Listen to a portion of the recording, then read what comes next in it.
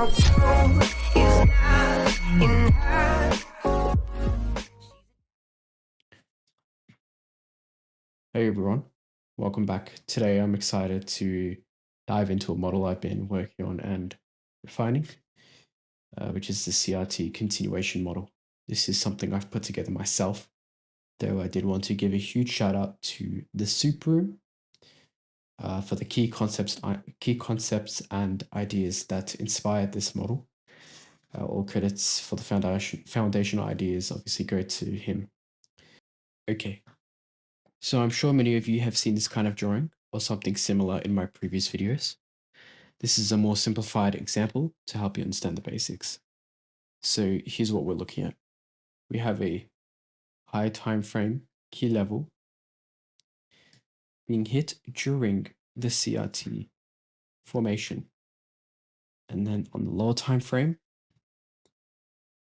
we will see SMTs in a bearish example, at the highs within a CRT range. We see an order block formation, closure, obviously with the closure below. And let's say the 15-minute candle here closed right here below the CRT range. This is our one of our confluences, our confirmations to say that we're going lower. We've closed below the ATM range, because the ATM range, let's say, has finished closing here. Okay, this is 9 a.m. now.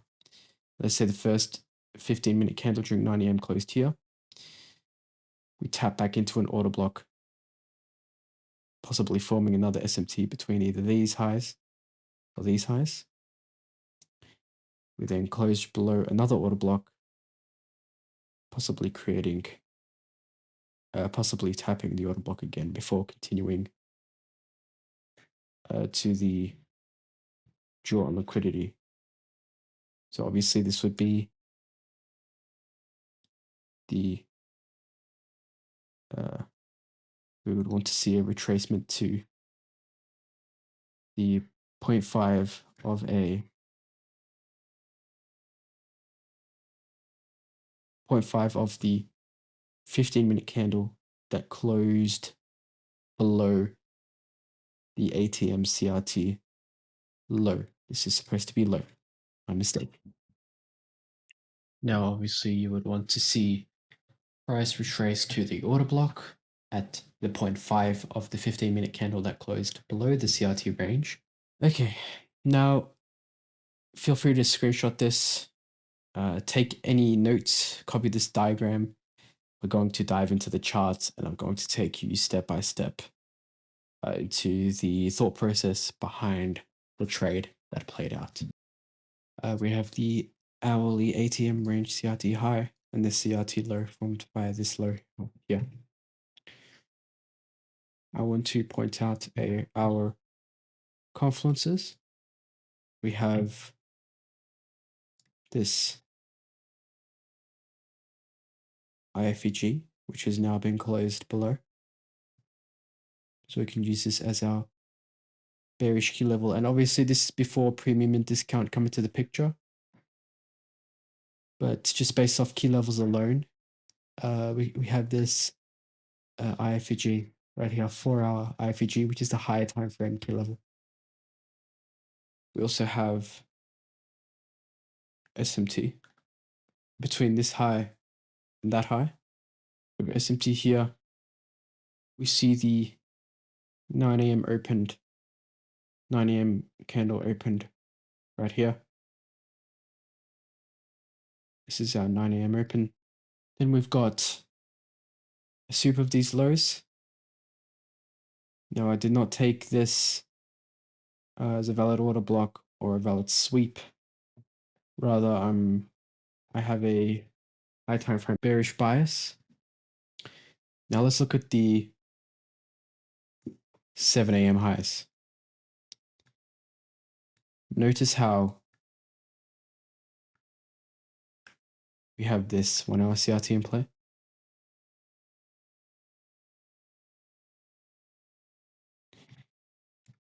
Now this CRT is yet another confluence to say, okay, we are going to target at least this level, this CRT low, I'll name it sell side.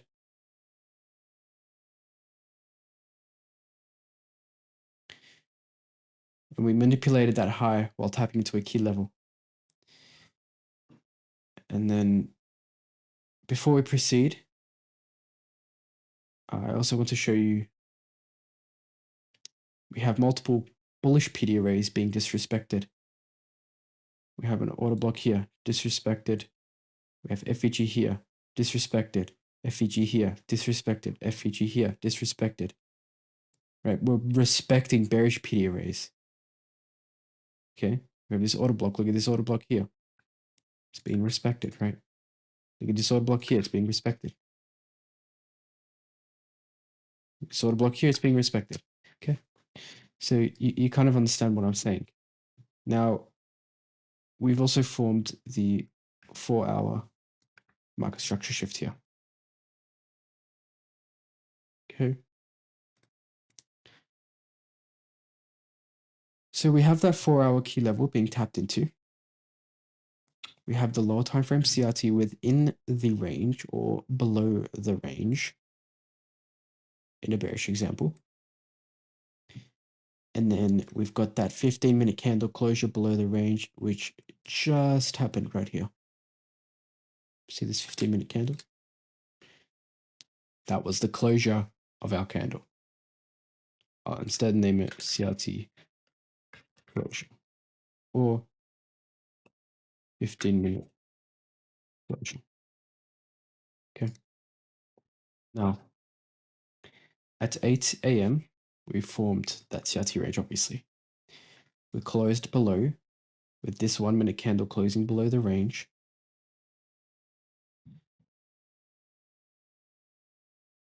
We then form a swing high right here. We close below this order block. Why is this an order block? Well, we're tapping into an FEG. We're tapping into liquidity, right? We've got that. Then we wait for the retest of that order block. Mind you, we've also had the change in state by closing up below the series of up close candles. We come up for the retest at 9:36. Now, why are we using that order block? Simply because, as you can see, it's at the equilibrium or 0.5 level of the 15-minute candle that broke the range. All right. So now this also creates a propulsion block right here. If you want to know what propulsion block means, you can watch my other videos or my previous video, or you can search it up. Okay, but basically it's an order block within an order block. Now, for those of you paying attention, this IFEG that we've inversed, this is also a BPR or balanced price range. For simplicity's sake, I'll keep this as IFEG. Now we've got this SMT and this SMT is Confluence. We've got the 15-minute closure. We've got the tap of the key level, higher time frame key level, during the formation of the CRT high and low. So we've got 3 of our confluences, the SMT, the 15-minute closure, and the 4-hour key level. We've also got extra confluences, which is we've total souped 7 a.m. CRT high. Okay, the high was created at 7:59. We've taken this high.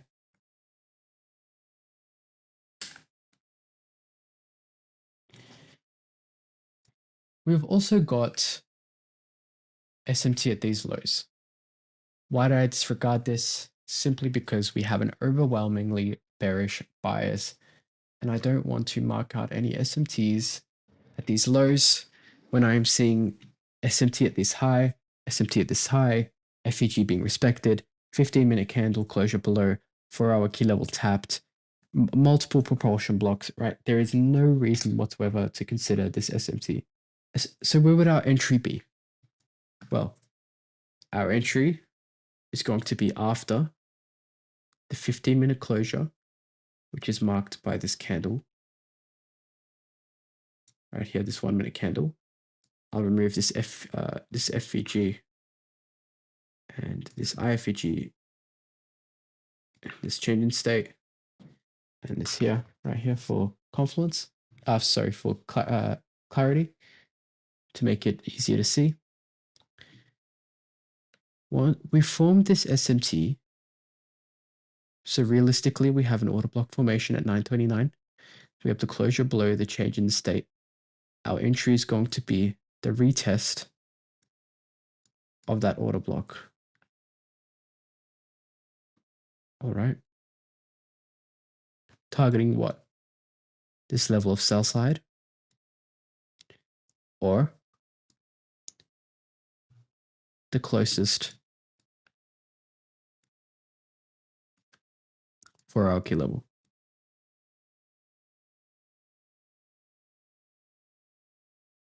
Which in fact is right here.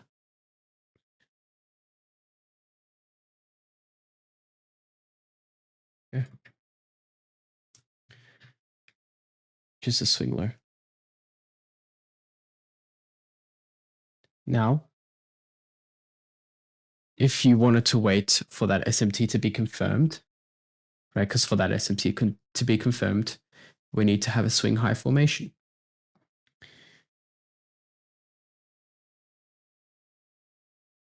If we waited for this candle, this 1-minute candle, to be closed below, there was a retest of that order block once again. A much lower risk to reward, but perfectly valid in my opinion. If we look at the 30-second, it's much cleaner. You can see you could have waited for a retest of this. This is part of the 1-minute order block. So you could have waited for a retest of that and entered off that, the retest, and you had it yourself a nice 6 risk to reward trade. Now, I think I covered everything in this trade. If I've missed anything or if you want me to add anything in the future, let me know. If you have any questions, ask in the comments down below. I'll be more than willing to answer. Normally I answer within 24 hours. But that's it for this simplified breakdown of the CRT continuation model. I'll be sharing more detailed videos and trades using this model as I continue to refine it. But if you found this helpful, obviously make sure to like, comment, and subscribe for more content. And again, a big thanks to the Superroom for the inspiration behind this model. Let me know your thoughts in the comments, and I'll see you in the next video. Happy trading and good luck.